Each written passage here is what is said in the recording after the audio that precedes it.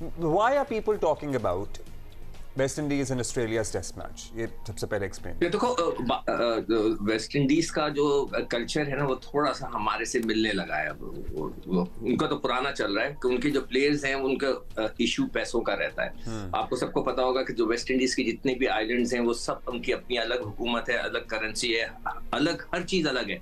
जब टीम बनती है तो वेस्ट इंडीज के नाम से बनती है, तो उनके यहाँ पैसों का इशू बहुत चलता है, प्लेयरों को पैसे कम मिलते हैं, इस किस्म के इश्यूज बहुत हैं, जिसकी वजह से आपने देखा होगा उनके जो बड़े जैसी स्टार प्लेयर बनते हैं वो लीग्स में चले जाते हैं। लेकिन हमारे प्लेयरों को तो पैसे कम नहीं मिलते।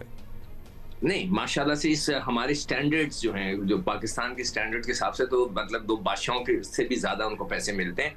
और ये जो बच्चा था जिसने 7 खिलाड़ियों का आउट किया, शमार जोसेफ जो भी था, उसका जो प्रोनाउंसिएशन है वो बहुत ही उसके पैरों पे चोट लगी हुई थी।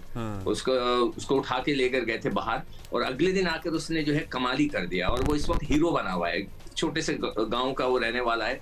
मैं उसकी कहानी पढ़ रहा था तो मुझे शाहनवाज दहानी जो है उसकी कहानी उससे मैच करती हुई नजर आई कि खेतों में काम करना, और वो एक छोटा सा गांव जहाँ 350 लोग रहते हैं वहां का वो रहने वाला है। मगर ये कि जो अप्रोच है टुवर्ड्स द क्रिकेट वो उनकी बड़ी जबरदस्त थी। देखिए, पाकिस्तान ने सेकंड टेस्ट मैच में ये अचीव कर लिया था जब हमने उनकी 16 पे 4 आउट कर दिए थे, और उसके बाद 153 की पार्टनरशिप लगी थी, कैच छूट गया था।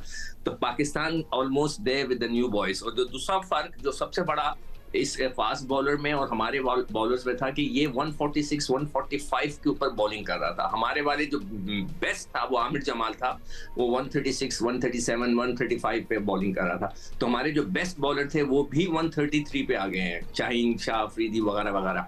तो ये एक बहुत बड़ा जो तो सिकंदर, हम कंपैरिजन क्या ड्रॉ कर रहे हैं? मतलब उनकी अगर नई टीम की हम बात कर रहे हैं वेस्ट इंडीज की, और आप कह रहे हैं कि प्रॉब्लम उनका भी हमारे वाला ही है, पैसों का एंड ऑल दैट, तो हम कंपैरिजन क्या ड्रॉ कर रहे हैं? बिकॉज हम तो despite our desperation on the ground हमारी वो रिजल्ट्स नहीं आ रहे आजकल क्रिकेट में, जो कि हम जी हुमा तकरीबन आ गए थे। नए वाले जो बच्चा था आमिर जमाल ने हमें सेकंड टेस्ट मैच में ऑलमोस्ट इस किस्म की सिचुएशन पे ले आया था, मगर हम वो उसको जो है उसकी फिनिशिंग टच नहीं दे सके।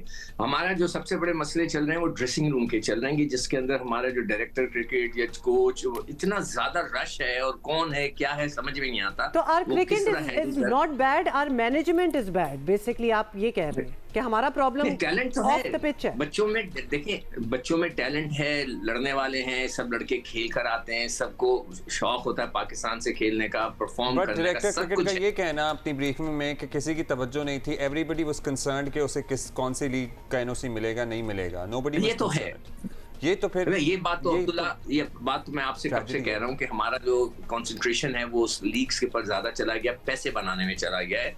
लीग्स की जो परफॉर्मेंस होती है, कई लोग तो, मैं तो कई लीग्स देखता भी नहीं कि क्या हो रहा है क्या नहीं, अखबार में पढ़ लेता हूँ या इंटरनेट पे जाके देख लेता हूँ। ये वो गेम है सिकंदर जिसमें कोई एंड नहीं है। मतलब if you are just running after money and leagues, तो इसमें तो कोई लिमिट नहीं है। फिर आपको कोई भी जो मर्जी आपको आपका बोर्ड या आपका मुल्क पैसा दे दे, वो आपको कम ही लगेगा at the end of the day. अब देखिए, इसमें जो अब्दुल्ला जो सबसे ज्यादा दुख की बात ये होती है कि जब आप अपने मुल्क के लिए से शुरू करते हो खेलना, फिर मुल्क के लिए नहीं खेलते, ये बहुत हर्ट करता है कि आपके दिल में अपने मुल्क के खेलने की वो है ही नहीं।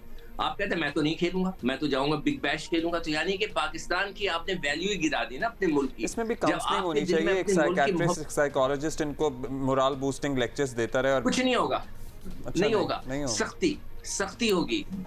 You have to draw lines. मैं बार-बार आपको कहता हूं ना कि रूल्स। ये जो इंडिया वाला टेस्ट मैच है जिसमें इंग्लैंड ने इंडिया को हराया 28 से, देखिए, इंडिया का जो है सब कॉन्टिनेंट में हम हमेशा कहते हैं कि स्पिनर्स, देखिए ये टॉम हॉटमैन का पहला मैच था और उसने जो है मतलब 7 खिलाड़ी आउट कर दिए, लेफ्ट आर्म स्पिनर, यानी कि उन्हीं की पिच पे उनको जाके स्पिनर ने आउट कर दिया, कमाल ही कर दिया उसने। मैं तो रो रहा हूँ मतलब कब से आपके सामने कि यार हमारे स्पिनर्स किधर चले गए, हम स्पिनर्स क्यों नहीं बना सकते, हमें पता है हो रहे ना सिक्कू, हमारे आ ही नहीं रहे प्रोड्यूसर, हम प्रोड्यूस हो रहे। देखें, उन्होंने एक को तो वीजा भी नहीं दिया, कोई शुएब बशीर लड़का था पाकिस्तानी बॉर्न, रेहान जो है वो सिर्फ उसके 2 टेस्ट मैच हैं और लीच के 36, और ये हार्टले का पहला मैच था।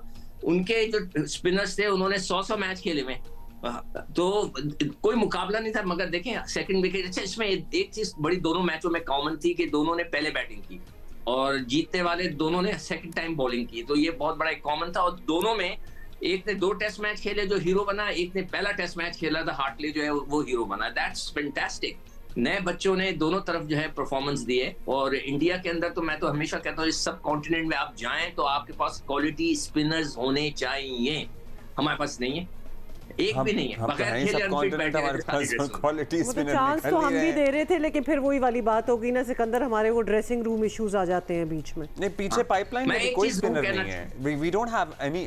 Do you know, can you mention? Abdullah, मैं एक थोड़ा सा ट्रैक से उतर के बात करूंगा, थोड़ा सा ट्रैक से उतर के। अभी आप लोग जो है ना इलेक्शंस की बात कर रहे हैं, मैं जितने भी स्पोर्ट्समैन हैं, स्पोर्ट्स वुमन है, अभी मैं उस बच्ची का इंटरव्यू देख रहा था, मेरा बड़ा दिल दुख रहा था कि वो कह रही थी मेरे पास कोई सपोर्ट नहीं है। उस बेचारे को नेशनल ट्रेनिंग सेंटर में मेंबरशिप के लिए कह रहे हैं। यानी कि कितनी अजीब और फजूल सी बात है ये कि एक लड़की चैंपियन है, आप उसको जो है कहते हैं पहले membership low, she can't afford it. हालांकि उसको वो करना चाहिए कि उसको लेके आए, बिल्कुल not the other way around. सारे स्पोर्ट्समैन और स्पोर्ट्स वुमेन से एक ही रिक्वेस्ट करूंगा, इलेक्शन आ रहे हैं, वोट डालने से पहले ये जरूर देखने कि कौन उनके लिए फायदेमंद है, कौन नहीं है। ये प्लीज सारे स्पोर्ट्समैन वोट डालने से पहले देखें कि उनकी नौकरियां किसने खाई, उनके साथ ज्यादती कहाँ हुई है। ये आप चीज सिकंदर बात कर रहे हैं, लेकिन एक as a sportsman I sometimes wonder कि अपनी सेल्फ रिस्पेक्ट के लिए कितना एक डीमोरलाइजिंग बात है कि हम खुद कह रहे हो कि जी हमें सपोर्ट करो because we are deserving, where आपका अपना हार्ड वर्क, आपके मेडल्स, आपकी achievements should speak louder than this plea कि भाई आए और मेरी मदद करें। ये सालों की कहानी है। Anybody and everybody who has come to our show सिकू, आपने भी देखा होगा, हर कोई यही शिकवा। हुमा, देखिए जो सबसे ज्यादा दुख मुझे इस बात का होता है कि एक स्विमिंग की टीम, एथलेटिक की टीम जारी होती है, उसके साथ 6 ऑफिशियल्स चले जाते हैं जी। जो खिलाड़ी होता है वो कम होते हैं, ऑफिशियल ज्यादा जा रहे होते हैं, सारा पैसा उधर लगा देते हैं बच्चों की ट्रेनिंग के ऊपर। एक बच्ची अगर जीती है, पता नहीं अभी कब बदलेगा। सिकंदर थैंक यू, लेकिन आपने बात बड़ी अच्छी की है, और ये बाकी एवेन्यूज पे भी हम कहते हैं कि आप तो हर चीज को हमें वैसे लोगों को रिमाइंड कराना चाहिए। आप उन्हीं को वोट दें जो आपकी बात कर रहे हैं, you see them understanding your point of view, आप उन्हीं को वोट दें, बस बाकी सबको छोड़ दें।